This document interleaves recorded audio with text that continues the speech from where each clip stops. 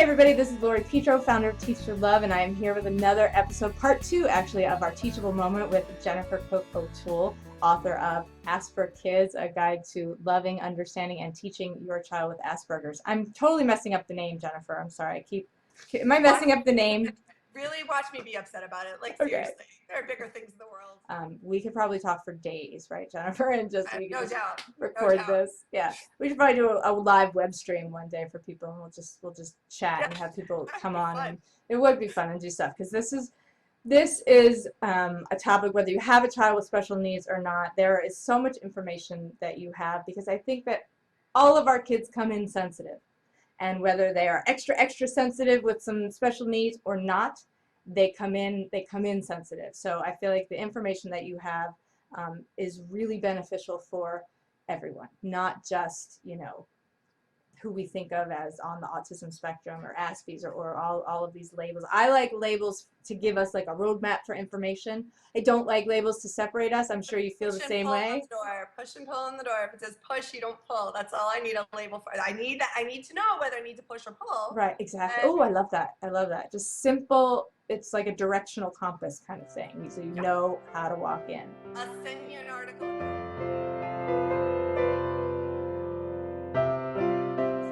I want to talk about communication, because that is my big thing. Changing the way we speak, removing the blame, shame, judgment, and guilt. Yes. And I feel like, and I know this because my husband, before I knew that I was an Aspie, my husband would always used to say to me, "You're so literal." And I was like, what? I didn't even know what that meant. And I still kind of don't know what he means when he says it sometimes, although now I'm getting a little bit more of a view. I'm like, am I bringing in a novel? What am I, right, yeah. Exactly. Yeah. So I feel like there's a lot of our even behavior problems with kids can come from this misunderstanding, this missed communication. Oh, yes.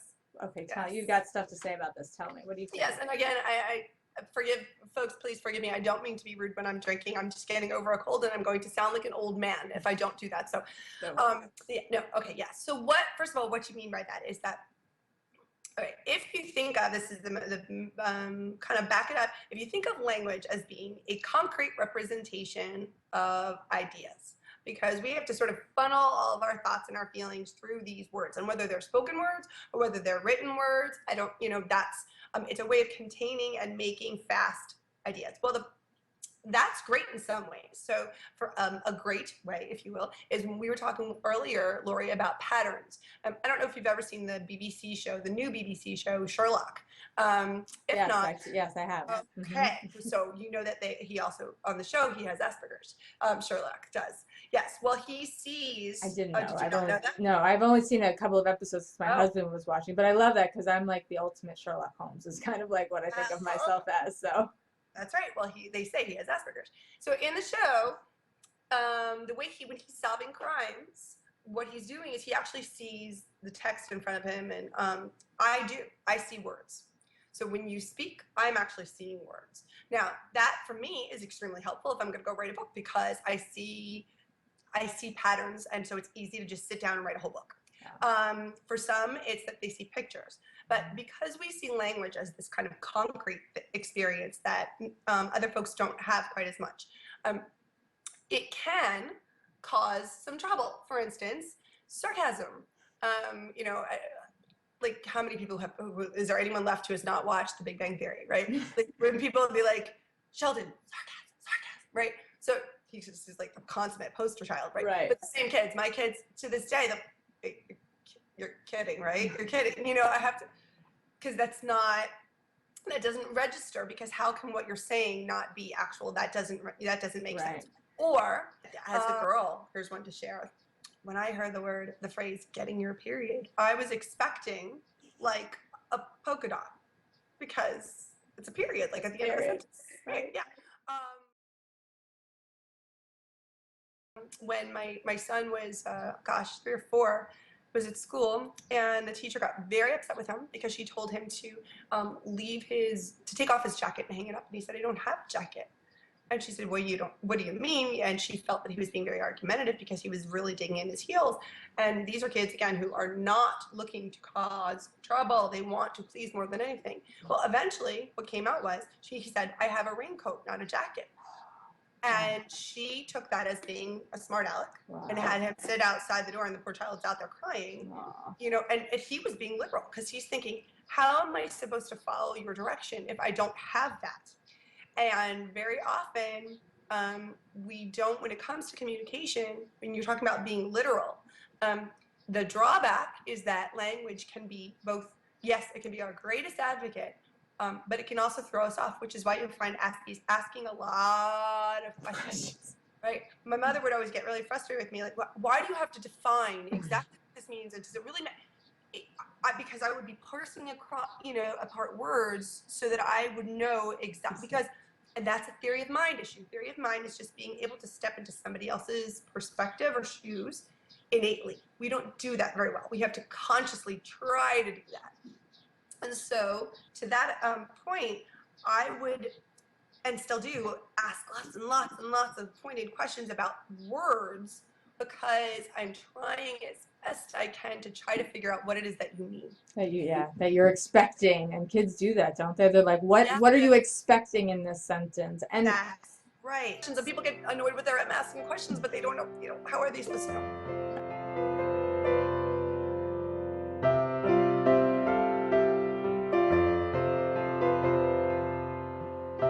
That reminded me of what you talk about, like this need for accuracy. When they thought he was being rude, he wasn't. He was trying. And my daughter does this. It's like it's one word that's not. It's different. I can't even think of an example right now, but it's that accuracy. If I'm and she's like insistent that it's not this, it's that, and I'm like, well, they're the same, or that's, and she just, it's like, close me out, just does not get it. It's this, mama. That's right. So the second book I wrote, I actually started it as a book for myself, which is, it's the Aspergers Secret Book of Social Rules. And it says it's for tweens and teens, but I will tell you very frankly that I purposely wrote it with there would be nothing, quote unquote, inappropriate. There would be nothing. I've used it with my 5-year-old, or now, well, now he's almost 7, but I've read it to him, you know, read parts of it to him. And I've had people in their 50s tell me that they're using it, you know, like they have their first date or whatever. And what happens is there are these implicit social rules that we just don't learn. Yet the rest of the world expects us to know inherently. And I started writing them out for myself after I got diagnosed, like a formal rule book. And I had a psychologist say to me, could you write that out? And we did, and I have it illustrated. And what's great is that kids are sneaking it to school with them. Because they're like, oh, this is what they actually need. And that's one, is that, you know, there's a cartoon and it says like, oh, well, GPSs will be there in like 18 minutes. And the other kid's saying, you know, well, 17.3, blah, blah, blah, blah. Learning when close enough is close enough, you know, but that's uncomfortable for us. That's so true. And I love, you give an example in when do you correct somebody? Because my daughter will do this, like she'll argue with an adult about this thing that she wants to be accurate. And can you explain this? Because there's like 3 levels there that I love that you gave. The social rule book, but you saw it in a blog or a post, but across, up and down, right? So giving it again as bullet points, because in the moment you're not going to be able to refer to a whole chapter, right? So if you think of sort of people age-wise or peers or hierarchies, social hierarchies, that other kids or people over whom you have some level of control. So if you're babysitting, or if you are teaching, or you have a job, or a younger sibling that you're supposed to be watching, right? Then that's someone it's okay to correct kindly. Someone who is your peer, right? So that's going to be somebody who's in school with you, somebody who is a friend, someone who's in your age group. They're not going to they're going to feel threatened by you correcting them, because it's going to be a bit of a, why do you think that you have authority over me? So you better be prepared to deliver it softly, and only if it's really important.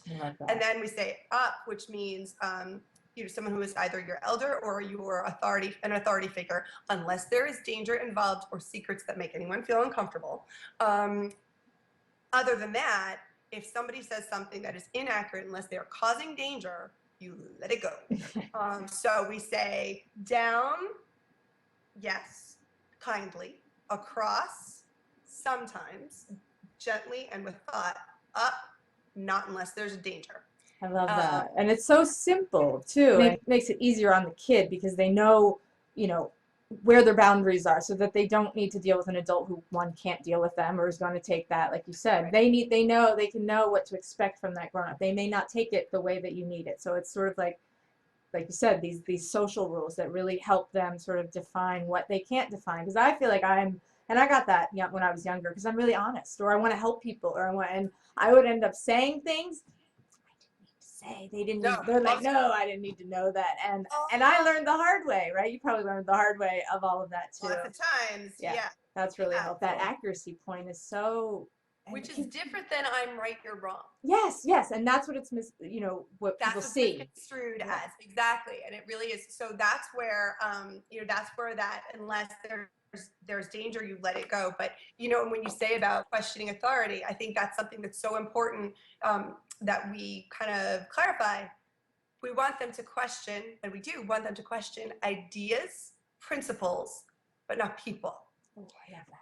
Right. So, well, it's kind of like when we talk about, you talk about, about you might be disappointed in an action or a choice, but not in the person. Right. Or even judgment. Like we can judge, let's judge things, but not the people.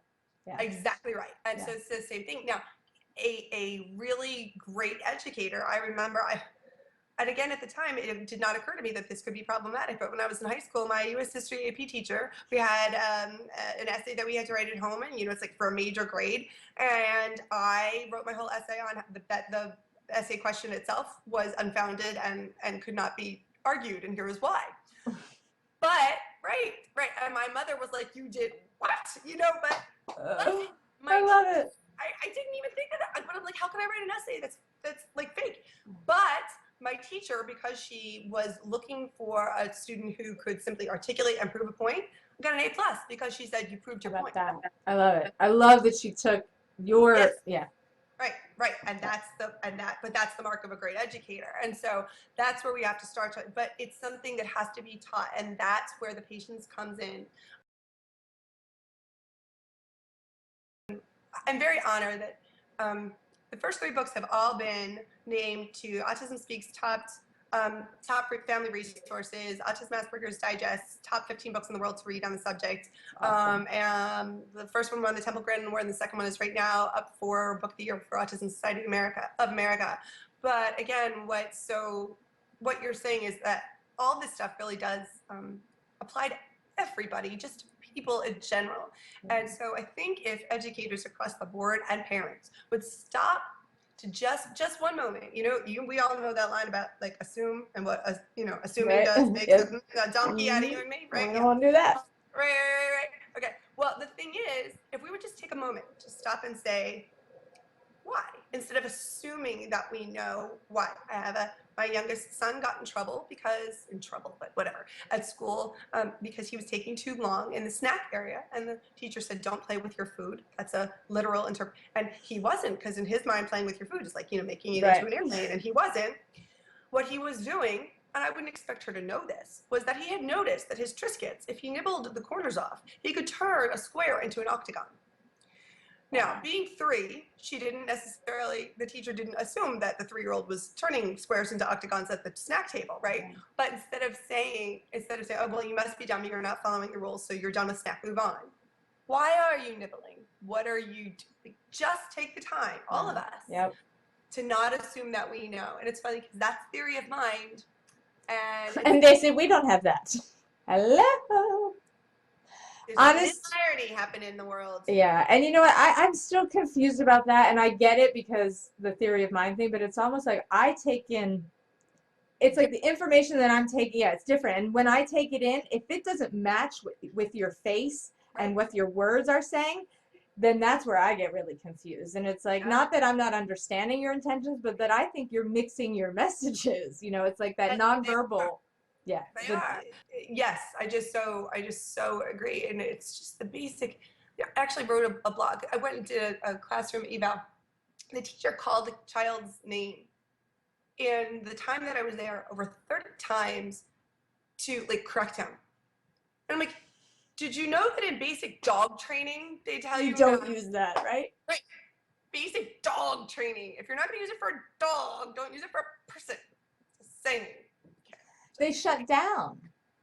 Well, who pays attention? If every time you're Lori,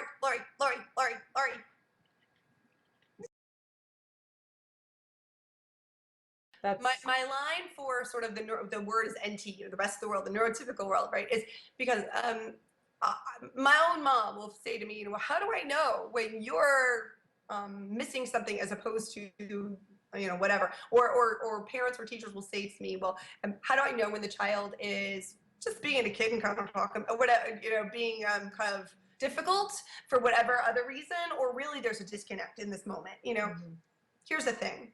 You have a child who is inherently going to be incredibly loyal, incredibly desperate to please, and incredibly organically wanting to adhere to rules. That's the playground police, right? So if this child is being either, it sounds unkind, it sounds disrespectful, or it sounds dishonest, that is your moment to say, there's a disconnect, not a disobedience. I love that. Because, that's the kid being like, right now, if you know I'm an honest and kind person, which they will be inherently, if I'm doing something or saying something that doesn't come across as either honest or kind or respectful, it means I don't quite get a social rule. Now would be a great time to tell me gently. And so that's also the teach, don't embarrass me. Not necessarily in front of everybody. Like, why don't you know this? Oh, there's another red flag. If you're saying, why don't you know this, or I shouldn't have to tell you, yes, you should.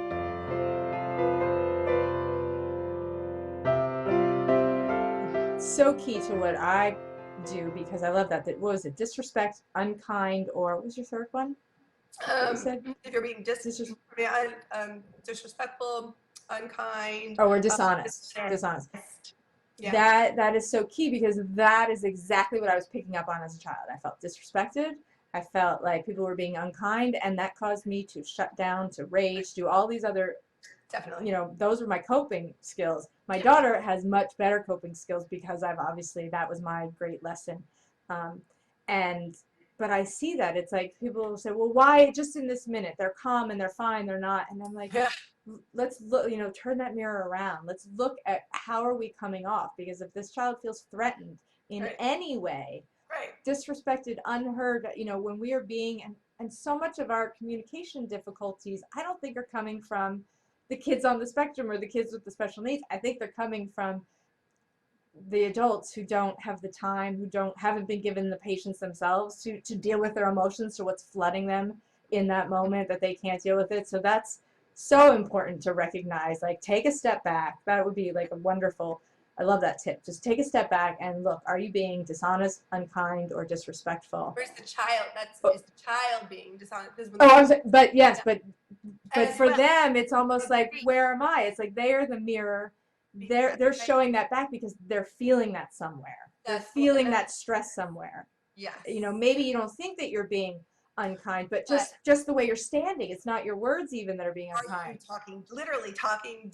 Well, exactly. And that's in this social rule book. One of the things that I say, believe it or not, came from Donald Trump, but it's true that the critiques that most personally, or the behaviors that most personally irritate us, are the ones about ourselves. In other words, it hits closest to home, right? So you're gonna have that visceral, no, I'm da da da da. That bothers me the most, because it's what you see or doubt or fear in yourself. Exactly. And so if you're really reacting to something, one of those questions is, are you behaving right now the way you want the child to behave? Love it. But it's true, right? Yeah. I mean, I would like you to speak kindly and not yell and say please and thank you. Did you? I'm just one. Should you, and then I'll get well, I'm the parent or I'm the adult. Should I have to? Yeah. Nobody has to. But isn't it a lot? Isn't the whole point of manners is to have people get along more? Should an adult be respected for the time and the authority? Absolutely. This is a quintessential example. My daughter, after having gone back and forth through all sorts of different classrooms and them not knowing what to do, my husband took her into school one day, and she had a real meltdown. Things were different, and she was unhappy where she was, and she just started sobbing, did not want to go in the classroom. I had a real hysterical, full-on meltdown in the middle of the hallway. Yes. And that night, she was 6, I guess. And that night, her teacher called my husband and I. We were on, both of us on the phone, and she said, "I just want to know, do you ever discipline this child?" Oh, And I think I read that on your. First of all, yeah. First of all, the word discipline, disciple, right? Follower, not like punisher, but whatever. I'm sitting there, and for one of the few times in my life, I was absolutely unable to speak. And my husband, on the other line, who's like the strong, silent type, pipes up, God love him. And he goes, "Ma'am, my father was a colonel in the Marines, and I've been a police officer for, 15 years. If this were a discipline issue, this would have been handled a long time ago." Oh, good for him. Go Papa Bear. Over again, because the woman truly did not understand and was feeling threatened by a 6-year-old child, which is sad. Is that not amazing how many grown-ups, and I do too. I get into my, we all fall off but people who regularly don't see that disconnect and really think that that this child is the source of their anger and the source of all these things. And if we can leave anybody, because I know you have to run, so I will wrap this up. But if we can leave people with anything, I think it's that. It's like let's really take that honest look at we want to teach kids how to be in relationships. And we can't do that if we don't give them these skills. And I love all of the tools that you have for creating those relationships and understanding. That's the thing. You're creating understanding because we're not understood. We're not only are we not recognized a lot of the times, because I think people think of autism, and I know I did, and now that Asperger's is sort of under this umbrella, people don't think that there's any issues. Like they should just get it because it's an invisible kind of invisible stuff that we're dealing with. And my daughter was also a Make-A-Wish child before we found all this stuff out, and so I was on the family advocacy board for our local children's hospital. And we have a lot of friends who have children with major medical problems, as did she, but hers were again invisible. One of my dear friends, her son is in a wheelchair, cognitively just fine, but he's in a wheelchair. He has cerebral palsy. And, frequently I will say to someone, she has said to me that she feels like she has it much easier because no one will ever question that he has supportive needs that are there. Right. Yet my daughter or son or me, you don't grow out of it. You learn skills. Have as real supportive needs as they do. And I am so sorry that the house is now dog barking and doorbell ringing. No. And I've got a fidget in my hand because welcome to the real world. I didn't even get to those. Those are so amazing. Fidget toys things. You're going to have to come back with me and talk more about tips for Absolutely. They're on, if you go to the shop portion of asperkids.com, the proceeds also go to benefit the work that we do for folks who can't necessarily afford it. So that's awesome, giving back, because not everybody's getting the support that they need. So this is so important. Asperkids.com, Jennifer Cook O'Toole, you have been an amazing guest. I could talk to you all day long, but thank you so much for being here. More stuff to come with us, Lori. Definitely. This is not going to be just one now. I hope you guys enjoyed this. Thank you so much for watching. Of course, like this video, share it with your friends. Go visit Jennifer's website, check out her books, and I will see you next time. Please remember, everybody, it's about consciousness, not perfection.